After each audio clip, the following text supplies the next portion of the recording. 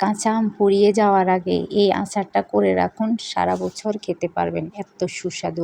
সবগুলা আমকে ভালো করে ধুয়ে মুছে নেব যেন পানি না থাকে। তারপর চাইলে আপনি একটা গ্রেটার দিয়ে করতে পারেন, কিন্তু আমি বটি দিয়ে করেছি। আমার থেকে বটিটা অনেক সুবিধা মনে হয়। সবগুলো আমকে আমি কুচা করে নেব। এটাকে ঝুরা আচার বলে। তো এটা সারা বছর আপনি এভাবে পোলাও, বিরিয়ানি, তারপর খিচুড়ির সাথে খেতে পারেন। তো আমি পাঁচফোড়নটা টেলে নিয়েছি এই পাক দিয়ে।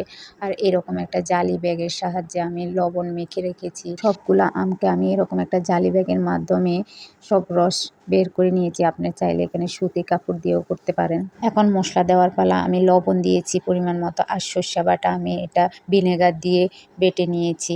আর এখানে দিয়েছি আমি থেতো করা রসুন, আদা, যেন আদাগুলা এই আমের ভিতরে মিশে এরকম ফ্লেভারটা অনেক ভালো আসে। আর কাঁচামরিচ ইউজ করেছি আমি, কোনোভাবে এখানে শুকনা মরিচ ইউজ করি নাই, কারণ শুকনা মরিচ আপনার বুক জ্বালা পোড়া করতে পারে। এখানে আমি 2 ধরনের আচার বানাবো, একটা হচ্ছে চিনি ছাড়া, একটা হচ্ছে চিনি মিক্স করা। তো আমি চিনি ছাড়াগুলো আলাদা নিয়েছি, আর অর্ধেকের মধ্যে চিনি দিয়ে নিয়েছি, যে যেরকম পছন্দ করেন। মেখে রাখা আমগুলো আমি সম্পূর্ণ কাঁচের বয়মে ঢুকিয়ে নেব, অবশ্যই কাঁচের বয়ম হতে হবে। তারপর সরিষার তেল দিয়ে দিব একটা কড়াইতে, এটা হাই হিটে আমি গরম করে এভাবে আমের ভিতরে দিয়ে দিব। এই আমের আচারটা খেতে এত সুস্বাদু হয়, আপনি এমনিতেই খেতে পারেন। নেক্সট ভিডিও দেখার জন্য পেজটি ফলো দিয়েই সাথে থাকবেন। আল্লাহ হাফেজ।